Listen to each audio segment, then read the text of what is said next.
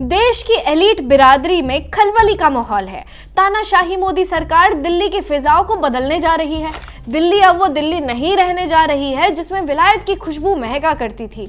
दिल्ली दरबार की वो खूबसूरत शाम, रंगीन शीशों में छलकते जाम, रॉक एंड रोल पर थिरकते पांव, शानदार विलायती dinner, drums of haven, chicken sizzler, beef stick और बैकग्राउंड में स्कॉटिश पाइपर की वो धुन, यही तो असली स्वर्ग है ब्रो। बादशाह शाहजहां भी एक बार यहाँ के मेंबर बन गए होते तो वो कश्मीर को धरती का फिरदौस बताने की गलती नहीं करते। बादशाह अगर आज जिंदा होते तो दिल्ली के जिमखाने में जाकर हम ही अस्तो कर रहे होते। आखिर ये हेवन नहीं है तो क्या है? हेवन की पहली परिभाषा क्या होती है? भारत में किसी भी जगह को स्वर्ग कहलाने की पहली शर्त यह होती है कि उसे अंग्रेजों ने बनाया हो। दूसरी शर्त यह होती है कि वहां किसी भी ऐरे गहरे नत्थु गहरे देहाती को तो छोड़िए बल्कि एक ठीक ठाक करोड़पति लेवल के देसी आदमी को भी गेट से ही धुतकार के भगा दिया जाता है।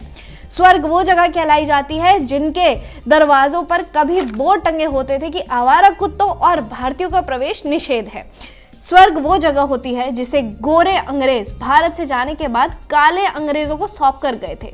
आज के दौर में सबसे बड़ा स्वर्ग तो वही जगह है जहां केवल कांग्रेसी, लेफ्टिस्ट और वामपंथी विचारधारा से जुड़े हुए एक खास तबके की एंट्री हो सकती है। दिल्ली में ऐसे ही कुछ चुनिंदा हेवंस हैं जिनके अंदर जाकर आज भी विलायती हवा का चरम सुख लिया जा सकता है, जहां जाते ही आपको लगे कि आप सपेरों और गंदे लोगों के देश में नहीं बल्कि द ग्रेट ब्रिटेन में जा रहे हैं।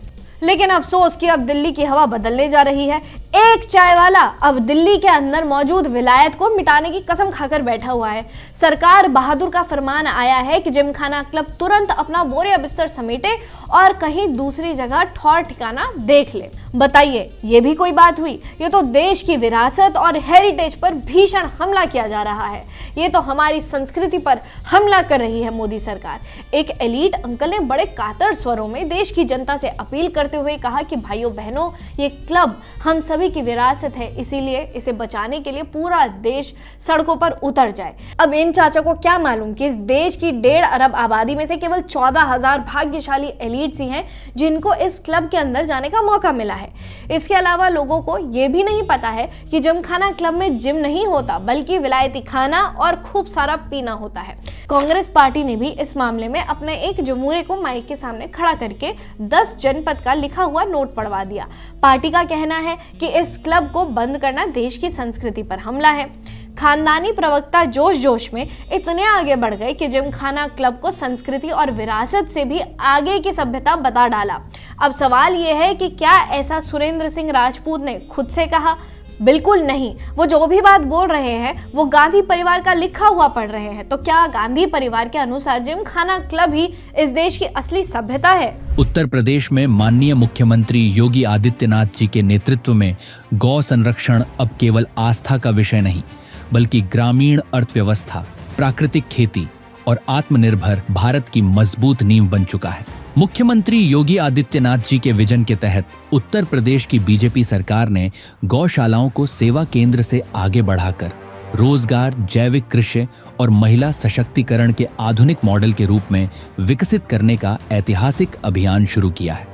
आज प्रदेश की 75 जिलों में संचालित 7,500 से अधिक गौशालाओं में गोवंशों की जियो टैगिंग, नियमित स्वास्थ्य परीक्षण, हरा चारा, भूसा, स्वच्छ पानी और गर्मी से बचाव जैसी सभी आधुनिक व्यवस्थाएं सुनिश्चित की जा रही हैं। अब IIT की आधुनिक तकनीक से गोबर और गोमूत्र से जैविक खाद बनाई जाएगी, जिससे रासायनिक खाद पर निर्भरता घटेगी और प्राकृतिक खेती को बढ़ावा मिलेगा। मुख्यमंत्री योगी आदित्यनाथ जी की प्रेरणा से इस पूरी व्यवस्था को माइक्रो एंटरप्रेन्योरशिप मॉडल से जोड़ा जा रहा है। कृषि सखियों और आजीविका मिशन से जुड़ी महिलाओं को मास्टर ट्रेनर बनाकर ग्रामीण समृद्धि की नई इबारत लिखी जा रही है। मुख्यमंत्री योगी आदित्यनाथ जी के नेतृत्व में उत्तर प्रदेश अब जैविक खेती, गौ आधारित अर्थव्यवस्था और आधुनिक डेयरी क्रांति का राष्ट्रीय मॉडल बन रहा है। आइसलैंड और डेनमार्क की अत्याधुनिक डेयरी तकनीक से तैयार यूपी के प्रीमियम गौ उत्पाद अब NCR, मुंबई, चेन्नई और बेंगलुरु तक ऑनलाइन पहुंच रहे हैं। योगी आदित्यनाथ जी का संकल्प है गौ सेवा से समृद्धि, तकनीक से विकास और आत्मनिर्भर गांवों का निर्माण। कांग्रेस पार्टी ने एक ऐसा खुलासा किया है जिसने तमाम हिस्टोरियंस और आर्कियोलॉजिस्ट की बुद्धि पर सवाल खड़े कर दिए हैं। हमारे इतिहासकार दशकों से इस खोज में लगे रहे थे कि इस देश की सभ्यता सिंधु घाटी थी या सरस्वती सिंधु घाटी। कोई हड़प्पा सभ्यता ढूंढ रहा है तो कोई मोहनजोदड़ो में सिर खपा रहा है। दशकों की खुदाई और रिसर्च पर एक झटके में उस समय पानी फिर गया जब कांग्रेस पार्टी के दफ्तर से बयान जारी किया गया कि इस देश की असली सभ्यता तो जिम खाना क्लब है। क्या आप जानते हैं कि भारत की खोज किसने की थी? ऑफ कोर्स नेहरू जी ने ही की थी भाई। क्या आपने डिस्कवरी ऑफ इंडिया नहीं पढ़ी है? अंग्रेज जब भारत छोड़कर गए थे तो नेहरू जी को ही तो इस क्लब की धरोहर सौंप कर गए थे। आज नेहरू जी के पड़पोते श्री राहुल गांधी जी इस क्लब की शान बढ़ा रहे हैं। कांग्रेस के लिए ये विलायती क्लब ही इस देश की असली विरासत, धरोहर और सभ्यता है, क्योंकि इस पार्टी का डीएनए आज भी एओ ह्यूम वाला ही है। कहा जा रहा है कि जिम खाना क्लब बंद होने से इस देश के स्पोर्ट कल्चर को बहुत तगड़ा नुकसान होने जा रहा है। बिल्कुल सही बात है। क्या आप जानते हैं कि दुनिया का सबसे बड़ा टेनिस ग्रैंड स्लैम कौन सा है? आपका जवाब अगर विंबलडन है तो आप बिल्कुल गलत है। ग्रैंड स्लैम होते होंगे विदेशों में, यहाँ ग्रैंड सलीम होते हैं जिनका आयोजन जिमखाना क्लब के टेनिस कोर्ट्स पर किया जाता है। मारिया शरापोवा और सेरेना विलियम्स के बीच का ऐतिहासिक मुकाबला यहीं तो खेला गया था। आप कल्पना कीजिए कि टेनिस कोर्ट पर एक तरफ झक सफेद अंडरवेयर पहने हुए ऊर्जा मंत्रालय का अंडर सेक्रेटरी और दूसरी तरफ आसमानी निक्कर, सफेद मोजे और कैनवस के जूते के साथ मत्स्य मंत्रालय का रिटायर्ड अपर सचिव। दोनों के बीच सांसें रोक देने वाला मुकाबला चल रहा है। दे दनादन स्मैश। हर स्मैश पर मोदी और भाजपा को गाली दी जा रही है। सोचिए कैसा कमाल का माहौल होगा। क्या इस लेवल का मजा ग्रैंड स्लैम दे पाएगा? इस तरह के मैचेस के बंद हो जाने से देश के टेनिस कल्चर में कितना बदलाव आ जाएगा, क्या आपने कभी सोचा है? वाइसरॉय लॉर्ड वेलिंगटन की पत्नी लेडी वेलिंगटन ने इस जिम खाना क्लब में एक स्विमिंग पूल बनाने के लिए 21,000 रुपए का महान दान दिया था।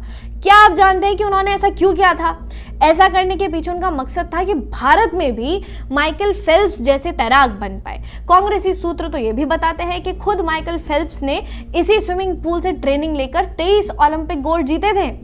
अब अगर मोदी सरकार इस क्लब को बंद कर देगी तो हमारे तैराकों का भविष्य कहां का रह जाएगा। एक एलीट लेडी गर्व से बताती है कि वो अपने खानदान से इस क्लब की 4th जनरेशन मेंबर है।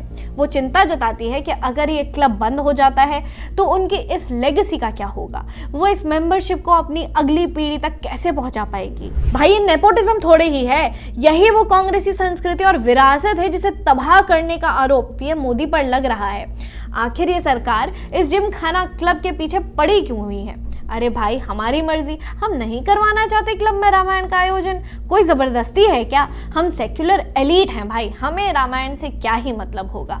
रामायण इस देश की संस्कृति और सभ्यता थोड़े ही है, जिमखाना इस देश की असली सभ्यता है। अरे हमारा क्लब, हमारी मर्जी, क्या आफत आ गई जो हमने अपने क्लब में रामायण के आयोजन से इनकार कर दिया और राहुल गांधी के खास दरबारी और अमेठी के सांसद किशोरी लाल की बेटी की शादी अपने क्लब में करवाई। हम एलीट हैं भाई, इस देश के भाग्य विधाता है, जो हम चाहेंगे वही चलेगा। भाई चलता होगा तुम्हारा देश प्रधानमंत्री नरेंद्र मोदी के कहने पर, लेकिन हम तो आज भी गांधी खानदान के इशारों पर ही चलते हैं। एक चाय वाला इस देश का प्रधानमंत्री बन गया, लेकिन आज भी किसी आम आदमी की मजाल जो जिम खाने के गेट पर खड़ा होकर दिखा दे। हम एक्सक्लूसिव हैं, दुनिया से अलग हैं। ये क्लब अगर बंद हो गया तो इस एक्सक्लूसिविटी की बत्ती बनाकर हम कहाँ रखेंगे? जिम खाना क्लब अगर बंद हो गया तो देश के प्रधानमंत्री आवास के ठीक सामने बैठकर खुद को देश का भाग्य विधाता समझने के भ्रम का क्या होगा? बताया जा रहा है कि देश की सुरक्षा के लिए जमीन चाहिए। अरे भाई हमें देश की सुरक्षा से क्या लेना देना? यहाँ हमारी रिटायरमेंट लाइफ की ऐसी तैसी होने जा रही है और तुम्हें नेशनल सिक्योरिटी जैसे तुच्छ मामलों की याद आ रही है। अरे अफले, ये तो बताओ कि इस देश को किससे खतरा है? पाकिस्तान तो हमारा भाई है, जैसे कि नेहरू जी ने भी कहा था। चीन भी हमारा भाई ही है। अंग्रेजों से तो हमें क्या ही खतरा है भाई, बल्कि हम तो चाहते हैं कि वो यहाँ फिर से आ जाएं और ऐसे ही 2-4 क्लब बना कर चले जाएं। इस देश की सबसे बड़ी धरोहर और हेरिटेज वो बोर्ड है जिसमें लिखा हुआ है कि कुत्तों और भारतीयों की एंट्री बैन है। ये बोर्ड आज भी जिमखाना क्लब के गेट पर टंगा होना चाहिए, क्योंकि यह आज भी इसी मानसिक धरोहर को संजोकर बैठा हुआ है। संसद भवन बदल दिया, राजपथ बदल दिया, कर्तव्य भवन बना दिया, सेवा तीर्थ बना दिया, लोक कल्याण मार्ग बना दिया, इंडिया गेट पर सुभाष चंद्र बोस की मूर्ति लगा दी, नेवी का झंडा बदल डाला, बजट का समय बदल डाला, लाल बत्ती कल्चर खत्म कर दिया, संसद में सिंगोल लगा दिया, लाल किले से ये कह दिया कि इस देश में बचे हुए विलायती कंकालों को साफ कर दिया जाएगा। ये तो बहुत अत्याचार है भाई। हम कहाँ जाएंगे?